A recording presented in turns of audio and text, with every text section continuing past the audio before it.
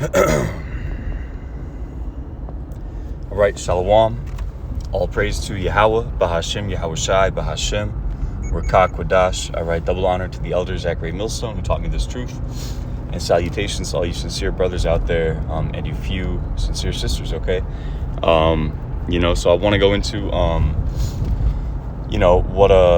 what you see on your screen here. All right, I woke up to this news this morning, all right, and I am, in transit, okay, on the way to work, so I'm not going to be able to really pull up the scriptures, okay, but I'm going to quote them to the best of my ability, and if a brother, wants to do me a favor, and put some of these precepts on the comment board, and I do mean a brother, all right, not a sister, okay, I would really appreciate that, that'd be, a real cool thing to do.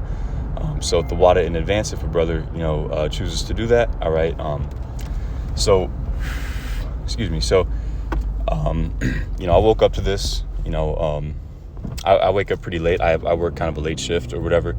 The second shift, if you want to call it that. But anyways, we're going to let this play. This is fair use. All right. Section 107 of the Copyright Act of 1976. All right. This is from ABC News. And then we're going to get these scriptures. ABC's Chief Global Affairs Correspondent Martha Raddatz and ABC News contributor, retired Colonel Steve Ganyard. Good morning to you both. Thanks for joining us. Martha, I do want to start with you. I know you've been talking to your sources this morning. What more are you learning about how this operation was carried out?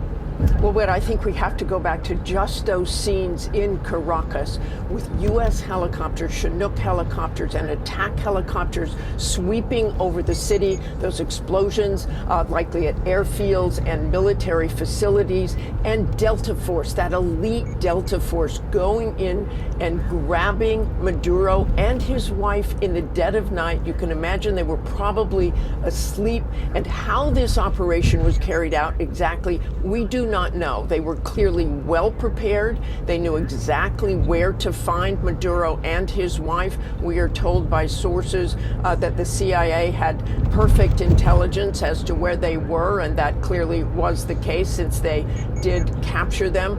We also don't know whether others were involved on the ground, whether the CIA perhaps had assets, whether he called in and said, "I'm going to surrender." We do not know those details at this point, but Delta Force had a successful mission. They went in, they grabbed Maduro. Whether he surrendered or not, we do not know, but it certainly did seem a great surprise. And with those military assets, it tells you that Maduro did not know what was coming, and he was flown out of the country. I think it's highly unlikely there are still forces on the ground. Generally, these missions are done, and the Delta Force and the others are out of there. But those scenes from Caracas and those explosions and the smoke rising from that city are remarkable indeed, Whit. Yes, they are, absolutely. Let's bring in Colonel Steve Ganyard. And Steve, President Maduro, as we noted there, and his wife both captured. Where could they be taken, and what happens next? Yeah, Whit, probably, you saw in the video there, you saw those special operations helicopters, so they probably would have put him on one of the special operations, the Army Delta Force helicopters, and flown him offshore. Now, whether they had enough gas to get all the way out to where the USS Ford, the aircraft carrier, is, that's a question. But from the Ford, they can fly him all the way to the United States, perhaps stopping in Roosevelt Roads in Puerto Rico, where the U.S. buildup has been most apparent. But right now, it becomes a law enforcement issue, and he will be tried based on those the indictment back in 2020. So this may be, as Secretary Rubio said, this may be the end of the military action or what was necessary. No doubt the U.S. will keep the forces offshore to make sure that probably the next step is going to be free and fair elections. Remember that one of the opposition leaders was just awarded the Nobel Peace Prize in Oslo, and so the hope here is that the Venezuelan people can actually have an elected leader. And Martha, a foreign leader captured, flown out of the country, just how unprecedented is an operation like this from the U.S. perspective? Well, I think we remember back to 1990 in Panama. Manuel Noriega was taken by U.S. troops. That was an invasion of Panama, however, and Manuel Noriega was not ever really the elected president. He was a military dictator. He eventually surrendered. He went to the embassy, the Holy See Embassy, the Vatican Embassy, and hid out there for about 10 days before he surrendered. I also want to bring up Juan Hernandez, who was in Honduras, and he was convicted of drug trafficking. In fact, the Justice Department said he was at the center of the largest and most violent drug trafficking conspiracy in the world, helping to bring 400 tons of cocaine into the U.S.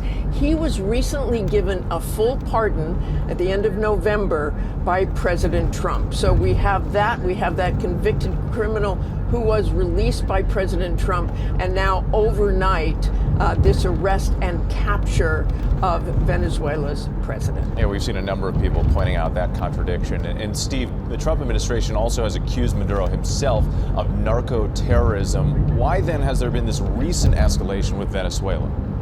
Well, the Trump administration has an idea that they call the Trump corollary, and that is an extension of the old Monroe Doctrine. That is a re-emphasis on security in the Western Hemisphere. And so the White House sees Venezuela as the source of many problems, not only in South America, not only in the Western Hemisphere, but around the world because of their connections to Hezbollah, to the oil that gets shipped offshore and helps keep the Russian war machine going in Ukraine. And so given the connection between drugs and illicit oil transfers, the administration says now is the time to stop this, because the next step is where does the Cuban situation fit into all this, which is also propped up by Venezuelan oil.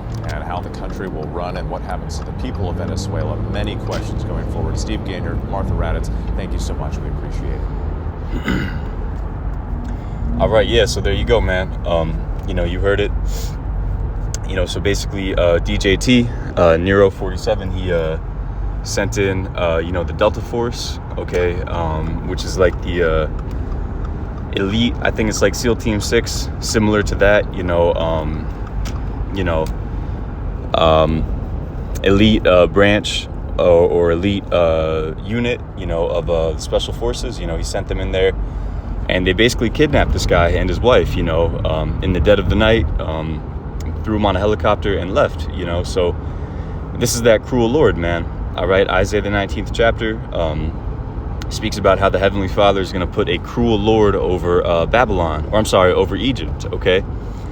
That Egypt being spiritual Sodom in Egypt, aka America, man, all right? So,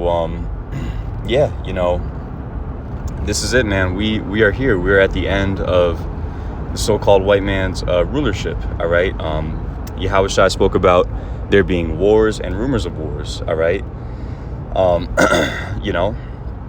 This is an act of war right here, as well as, all the stuff that Trump was doing with the alleged DRUG boats, basically just committing murder on the high seas, so this is that cruel Lord, man, and again, wars and rumors of wars, right? St. Matthew the 24th chapter, right? Luke 21, Mark 13, I believe, are the corresponding, Gospels, right? If I'm mistaken, could a brother, correct me in the comments, please, but anyways, so this is a complete madman,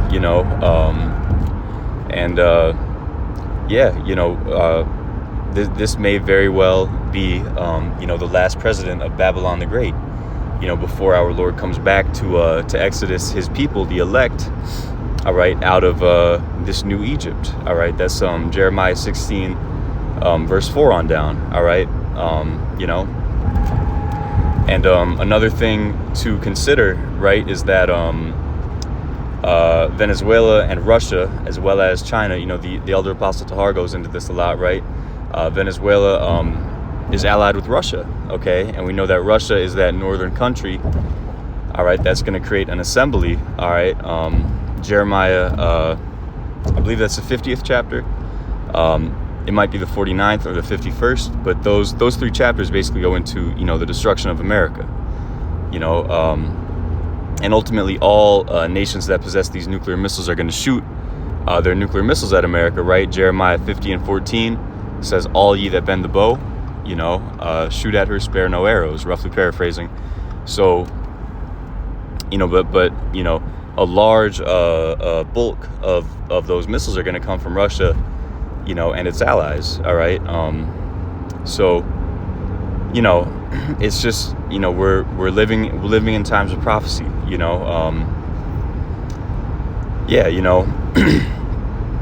So, I just wanted to speak on that briefly, because this is that cruel Lord. We're hearing wars and rumors of wars. All right.